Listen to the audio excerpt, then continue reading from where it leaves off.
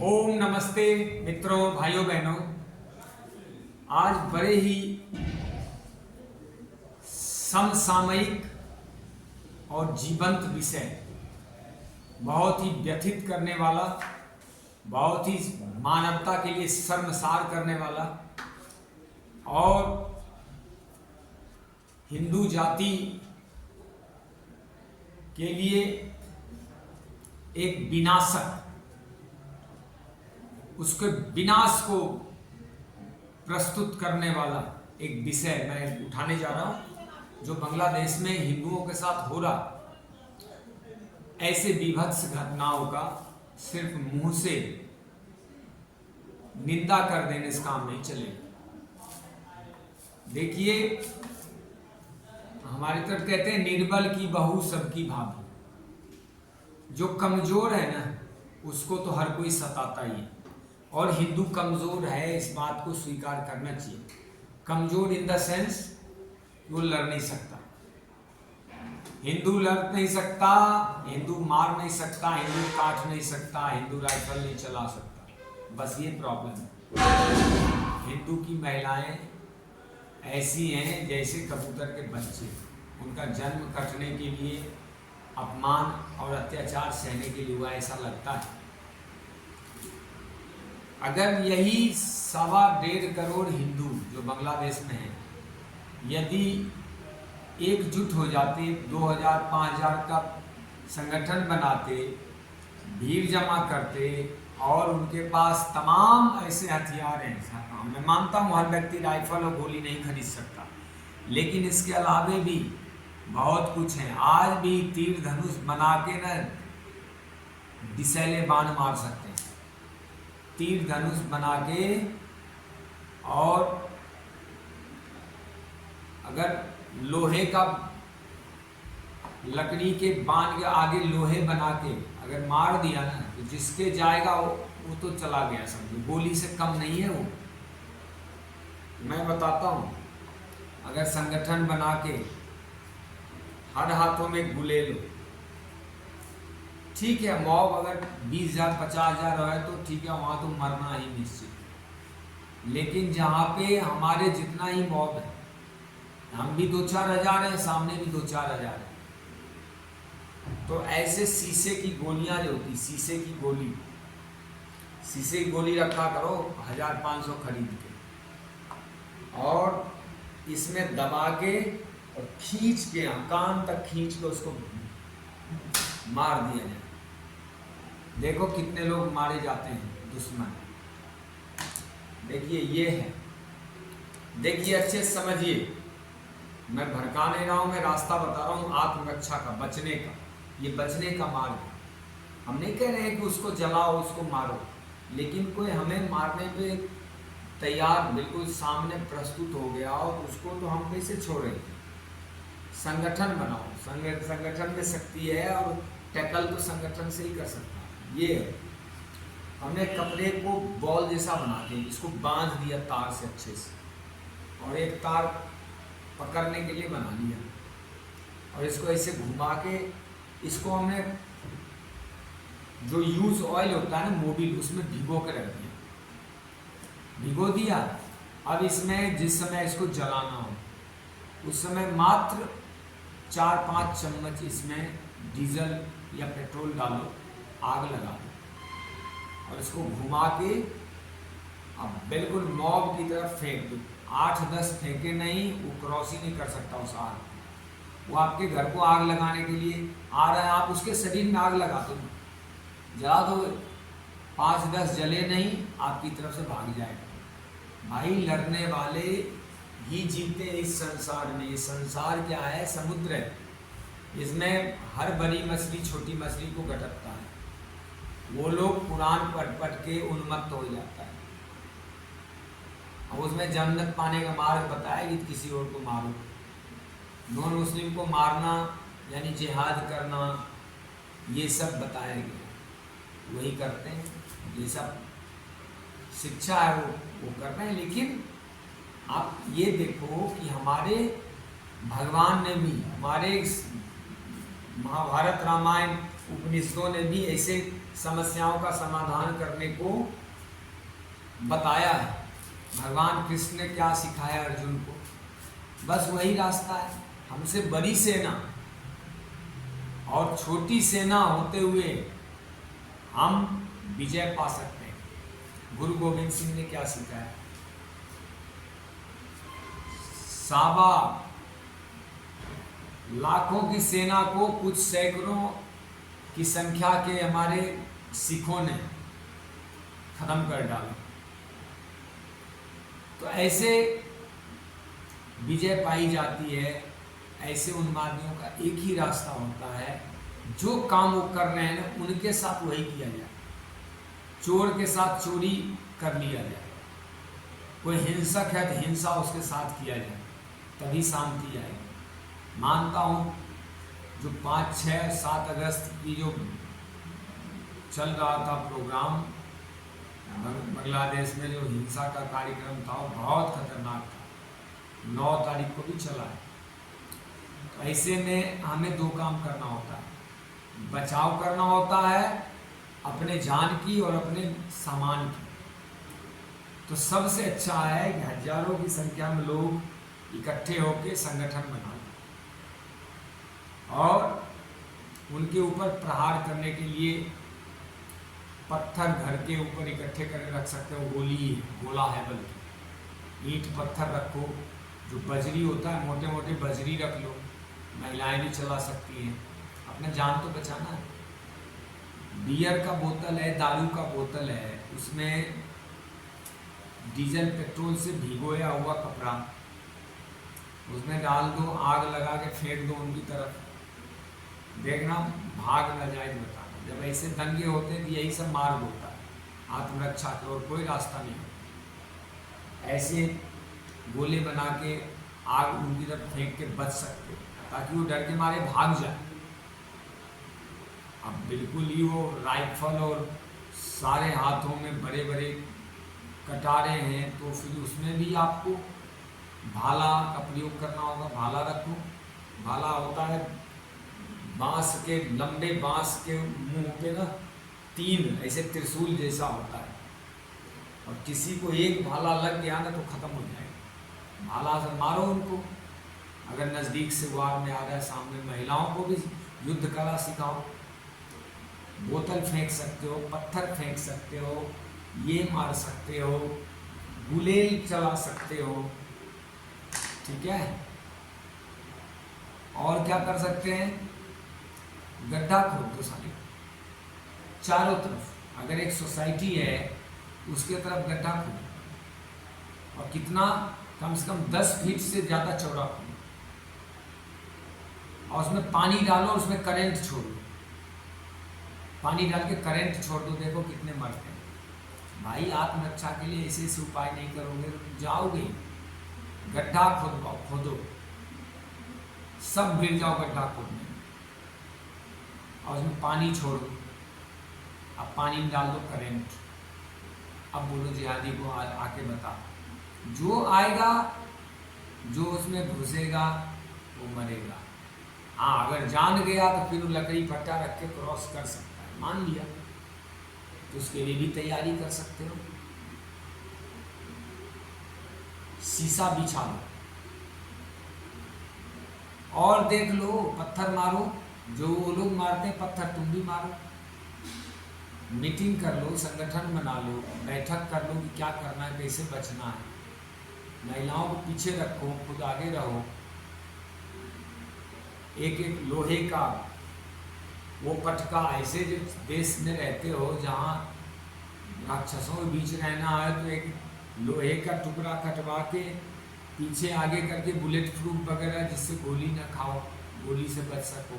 Helmet खरीदो, एक बड़ा कीमती हेलमेट जिसमें बुलेट क्रॉस ना करे, लोहे का हेलमेट। ऐसी ऐसी चीज़ें जो युद्ध कला में सिखाया जाता है वो रखना पड़ेगा। देखो मित्रों,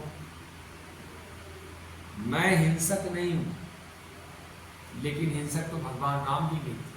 लेकिन उनकी पत्नी को उठा ले गया रावण, तो क्या करें, युद्ध करो। युद्ध तो करना ही होगा। भगवान कृष्ण कहते हैं, मैं तुम्हारा युद्ध नहीं लड़ूंगा अर्जुन, मैं सारथी का काम करूंगा। युद्ध तुम्हारा, तुम्हें ही लड़ना पड़ेगा, परिणाम मेरे ऊपर छोड़ दो। देखो, धर्म के लिए, अपनी सुरक्षा के लिए, समाज और देश संसार में शांति के लिए अगर ऐसे उपद्रवियों को, ऐसे आतंकवादियों को, जिहादियों को, ऐसे अत्याचारियों को, ऐसे अधर्मियों विधर्मियों, क्या बोलूं अभी इनको, कौन सी गाली दूं, ऐसे जाहिलों को मार डालने में कोई, जो तुम्हें मार डालेगा उसको तो उस समय को ना कोई सरकारें काम आती, ना कोई मित्र काम आता है, ना कोई संस्थाएं काम आती, ना कोई सेना, ना कोई पुलिस, ना कोई कोर्ट, ना प्रशासन। उस समय तो अपने दम पे ही आपको आत्मरक्षा करनी। और आत्मरक्षा का सबसे अच्छा तरीका होता है, बेस्ट डिफेंस इज ऑफेंस। आप अपनी रक्षा करते रहोगे, मारे जाओगे। बेस्ट डिफेंस क्या है? उसी बेग से अपने संगठन के साथ अटैक कर दो, बंदरों की भांति उसका हराम कर दो।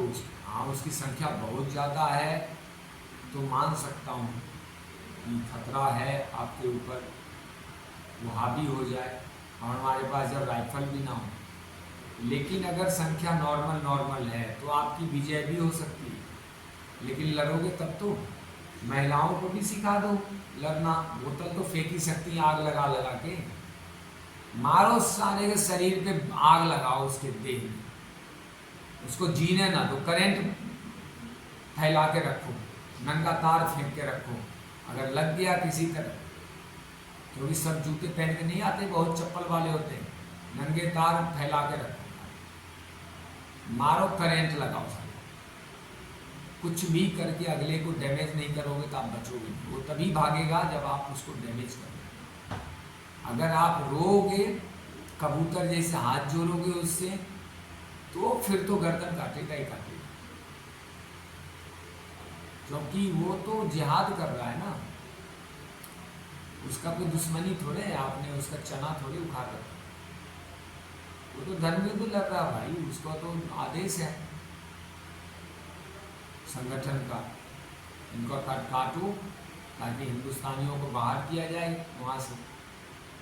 और इनको ये पता नहीं कि तुम्हें राशन हिंदुस्तानी खिलाता आ रहा है और तुम फिर भूखे मरोगे, क्योंकि तुम्हारा देश तो तुमने नष्ट कर लिया। अब तुम बाएं नहीं देखोगे, बाएं पाकिस्तान है, हिंदुस्तान में घुसने नहीं देंगे।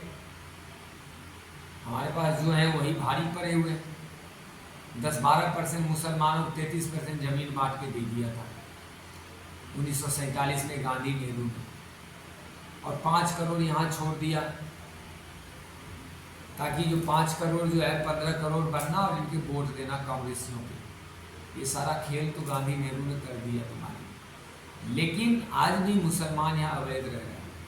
वो किस कानून के तहत यहाँ पे रह रहा है? जब देश बांटा धर्म के नाम पे, सारे मुसलमान के जाने की बात हो गई थी, तो रुका तो क्यों रुका, और किसने रोका, और किस कानून को बना के, पार्लियामेंट में कौन सा कानून बनाया था मुसलमानों का इंक्लूजन करने के लिए? मैं जो मुद्दे उठा रहा हूँ बहुत गहरे हैं। मैं हिंदुओं को आत्मरक्षा के गुर सिखा रहा हूँ, मैं एक फौजी रहा हूँ, मैं रोता नहीं हूँ। वहाँ तो मैं लड़ पड़ूंगा, सीधे युद्ध करूँगा। अरे जीवन जाएगा तो जाएगा, हतो वा प्राप्स्यसि स्वर्गम जित्वा वा भोक्ष्यसे महिम यत् उत्तिष्ठ कौन्तेय युद्धाय कृत निश्चय। आज भी गीता के रूप में भगवान कृष्ण मेरे सामने खड़े हैं और उनका आदेश हो रहा है कि धर्म युद्ध करो।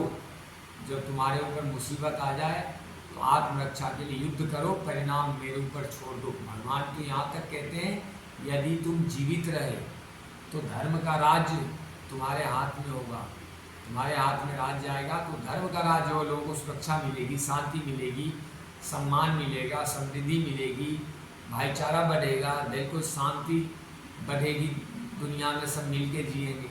और अगर चले भी गए, मारे भी गए, शरीर बद हो भी गया, तो तुम तो अजर अमर अविनाशी आत्मा हो, तुम्हारी तो मृत्यु होती नहीं है, न जन्म होता न मृत्यु होती है।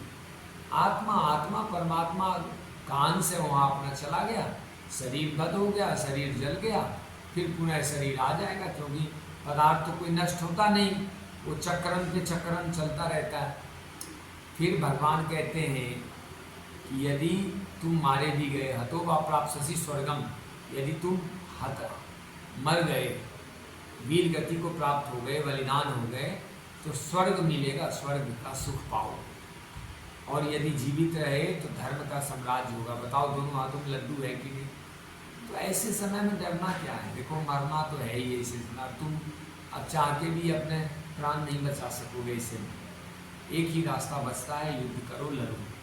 लड़ने हो सकता है आपके प्राण भी बच जाएं और फिर दोबारा आपके सोसाइटी की तरफ वो देखेंगे। लेकिन कुछ करोगे तब तो, बैठ के रो के, बैठ के परेशान होके, फोन घुमा के आप अपडेट देके तो बात ना बनेगी।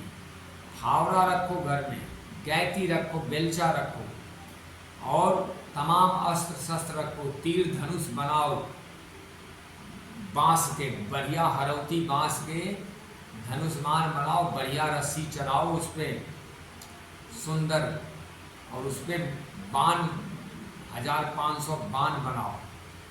इतनी इतनी सी डंडी आती वो बनाओ, ऊपर लोहा लगाओ, उसमें खर्च करो। और बिल्कुल जो पारंपरिक अपना आदिवासी पद्धति है, जो कील करो, ढीलनी जबरी, भगवान ने कैसे आदिवासी वनवासी जंगल वासियों को ये खड़ा करके युद्ध लड़वाया था, वो लोग ऐसे ही बिल्कुल छापामार तरीके से युद्ध लड़ते थे, छुपे हुए रह और अटैक कर।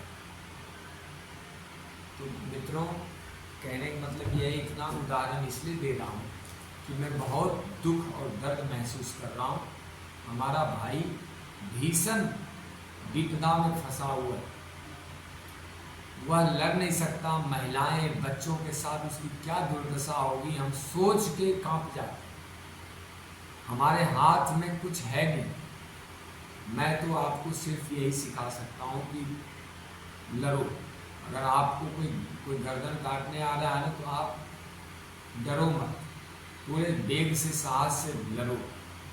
इस संसार में वही नाम करते हैं जो कुछ करते हैं।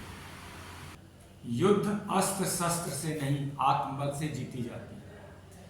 अस्त्र शस्त्र बहुत अच्छी क्वालिटी का हो और आत्मबल से शून्य हो, वो युद्ध जीत सकता है क्या? और आत्मबल बहुत ऊंचा हो, अस्त्र शस्त्र कम ही हो, सामान्य भी हो, युद्ध हार सकता है क्या?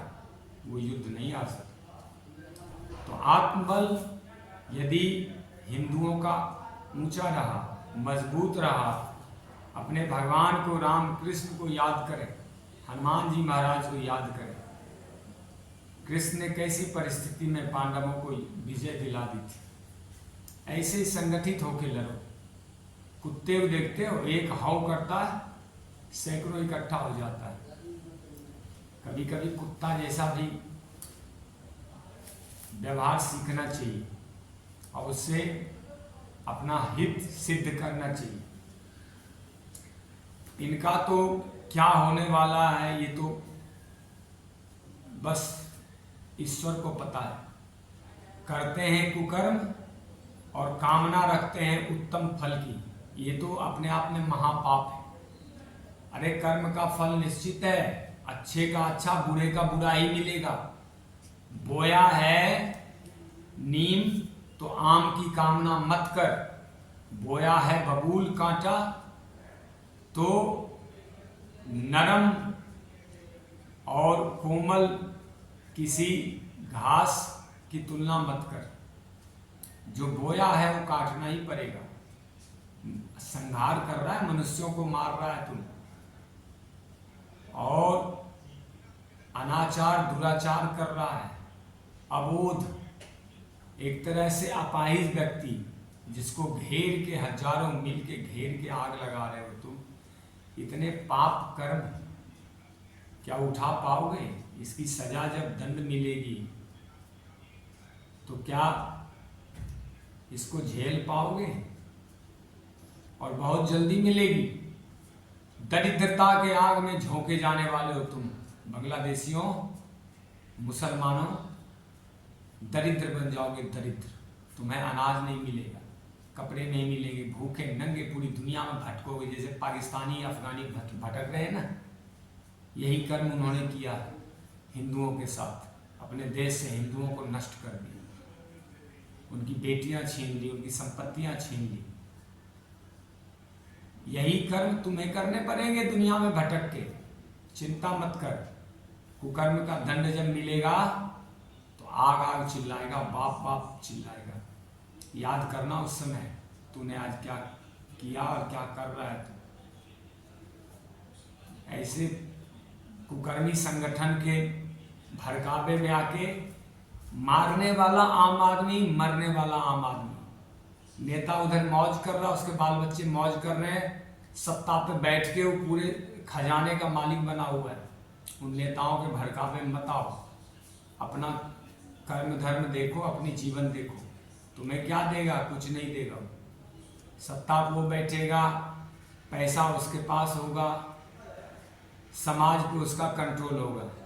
तुम्हें क्या मिलेगा? तुम जो इनको मार रहे हो जला के उनके इशारे पे, बल्कि तुम भी मरोगे। आज तुम संगठित हो, ज़्यादा हो, ऐसा नहीं है कल तुम कमज़ोर भी पड़ोगे। ये तो संसार में बदलता रहता है सिस्टम। जहाँ तुम कमज़ोर पड़ोगे आग में झोंक दिए जाओगे। हिंदुओं चिंता मत करो। देखो हमारे उपनिषद, वेद, दर्शन, गीता, रामायण, जितने भी हमारे शास्त्र हैं सब कहते हैं आत्मरक्षा के लिए, राष्ट्र रक्षा के लिए, स्त्री रक्षा के लिए, गौ रक्षा के लिए, धर्म रक्षा के लिए। कोई भी हिंसा करना पाप नहीं है। ये सब हिंसा अहिंसा है। शत्रु सामने खड़ा उसको मार डालना ही अहिंसा है। योग दर्शन में भी अहिंसा आती है। बुद्ध ने भी कहा है, लेकिन अहिंसा हो नहीं कि हाथ पे हाथ धर के बैठ जाओ। युद्ध में लड़ना ही अहिंसा है, सच्ची अहिंसा वही। रक्षा, आत्मरक्षा करना, धर्म रक्षा करना, स्त्री रक्षा करना, बोध रक्षा करना, गौ रक्षा करना और राष्ट्र रक्षा करना, ये हमारा परम धर्म है, परम धर्म है। तो डरो मत। आज इनका समय है, परिवर्तनशील होता है समय। कल तुम्हारा भी समय आ ही जाएगा, और जब आ जाएगा तो आग में इनको झोंका जाएगा। हमें पता है ना, ये रिटेलिएशन खत्म नहीं होता। ठीक है, देखो अगर शरीर का बद होना निश्चित हो ही गया, मार ही डालेगा, तो दोनों रूप में भलाई लड़ने में, और अगर नहीं लड़े तो आपके आंखों के सामने आपके बाल बच्चों का गर्दन काटेगा, दुराचार, व्यभिचार, अनाचार करेगा। वो पापी है, जिहादी है, वो हिंसक है, पशु से ही बदतर है। हम तो 9 वर्ष रहे हैं इनके बीच में। इनका एक ही रास्ता है, ऐसे हिंसकों के बीच में। इनको हिंसकों को हिंसा से ही खत्म किया जा सकता है। भगवान कृष्ण ने कितने विनय अनुनय प्रार्थना करी दुर्योधन से, लेकिन वो नहीं माना। जब तक उसका वध नहीं हुआ तब तक उस राज्य में शांति नहीं आई। इसी प्रकार होते हैं ये। कोई भी आपको समझदार व्यक्ति मर जाने की सलाह नहीं दे। मर जाना भी है तो कुछ करके मर जाना। महिलाएं भी अपने आप को कम न समझे। शक्ति भगवान ने बहुत दी है, उस शक्ति का ही प्रतीक है। आम दिनों में भी अपने अस्त्र शस्त्र रखो। हमारे कोई भी भगवान को देखो, हाथों से अस्त्र शस्त्र नहीं छूटते। ये प्रतीक है, ये जीने के तरीके हैं। जो लड़ नहीं सकता वो जी भी नहीं सकता। चाहे कितना भी धन और व्यवस्था हो जाए, जब तक सुरक्षा नहीं है तब तक आपके लिए कुछ नहीं। सुरक्षा को एक बड़ा विषय मानो। सरकारें, सेनाएं कहाँ तक आपकी सुरक्षा करेगी? युद्ध तो स्वयं लड़ना पड़ता, और खासकर दंगा और ऐसे उपद्रव हो जाए। एक ही समुदाय को ढूंढ ढूंढ के मारा जा रहा, हिंदू बोल के। हिंदू हैं इसलिए मारे जाएंगे। कितना बढ़िया कानून बना के गया है, चाहे जिसने बनाया। बोल रहा है कि मुसलमान के अलावा किसी को जीने का अधिकार नहीं, ईसाई के अलावा जीने का अधिकार नहीं। यही सब है इनके। ऐसे तो किसी को जीने का अधिकार नहीं। बहुत नीच काम किया है। जो भी जैसे बंगाल में हिंसा कर रहा, कश्मीर में किया, बांग्लादेश में, पाकिस्तान में तो नष्ट कर ही दिया हिंदुओं को। कहाँ 25% थे, आज वहाँ 1% भी नहीं है। अफगानिस्तान में 0 कर ही दिया, उधर ईरान इराक तो ख़त्म ही। नेपाल एक था, उसको भी सेकुलर कीड़ा लगा दिया है। कैसे जिएंगे? जो भी शांतिप्रद कौम है इस दुनिया में, जो जमात हैं, जो हिंदू वर्ग है, हिंदू जाति है, जो शांतिप्रद है, जो वेद उपनिषद पढ़ता है, अपना शांति से, बिना हिंसा के, बिना व्यभिचार के वो जीता है, मेहनत कश प्रजाति है। जहाँ जाता है वहीं अपनी मेहनत से धरती को हरा भरा कर देता है और बड़े बड़े इंडस्ट्री और क्या क्या क्या क्या काम बसा लेता है, कम में जी लेता है। ऐसी जाति कहाँ मिलेगी इस संसार को? सारे तो मूर्ख और जाहिल इस धरती पे विचर रहे हैं। समझदार, शांत चित्त, प्रकृति प्रेमी, पशु पक्षी, पहाड़ पेड़ तक, नदियां झरने तक पूजते हैं। ऐसी प्रजाति को मार दो, काट दो। लेकिन ध्यान रखें, हमारा इतिहास नहीं है जो हमें पढ़ाया गया है। हमारा इतिहास बहुत वीरता का इतिहास है, भरे हुई वीरताओं की कहानियां हैं। तुम वीर शिवा के वंशज हो, वह जोश तुम्हारा कहाँ गया। तुम राणा की संतानें हो, तुम राम कृष्ण की संतानें हो। हनुमान जी हमारे अजर अमर आदर्श पुरुष। सवाल है कि हिंदू कब सीखे? पड़ोसी घर में आग लगी हो तो आपकी संपत्ति को खतरा है, जात पात में ना कटो, भिड़ जाओ।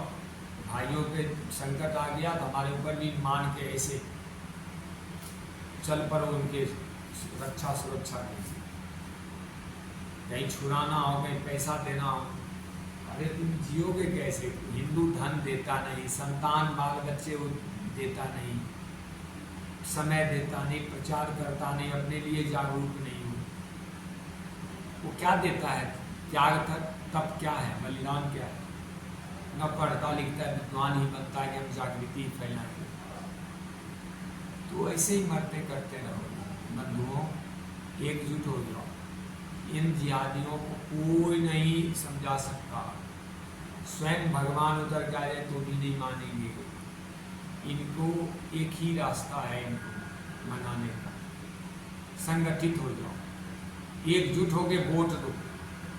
भाजपा के अलावा किसी को वोट मत दो। और कोई भी पार्टी नहीं जिसने एक पोस्ट तक किया हो, चाहे कांग्रेस हो, समाजवादी हो, टीएमसी हो, डीएमके हो, चाहे आरजेडी फारजेडी, जितने भी हैं ना, एक भी पार्टी ऐसी नहीं है जिसने बांग्लादेश हिंदुओं के खिलाफ अत्याचार पे एक शब्द बोला हो। कोई नहीं बोला। बोला तो सिर्फ भाजपा बोला।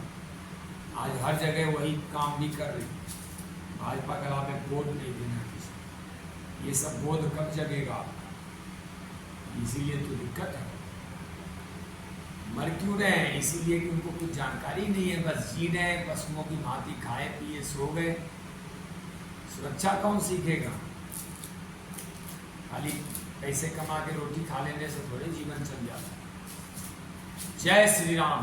भगवान आपकी सुरक्षा करें, मैं प्रार्थना करता हूँ। और आप लोग बलवान होके, संगठित होके, एकजुट होके जिहादियों को ख़त्म कर दो, अपना जीवन बचाओ। और हम चाहते हैं कि ये हिंदू राष्ट्र घोषित हो भारत, और सब हिंदुओं को जगह मिले। जय श्री राम।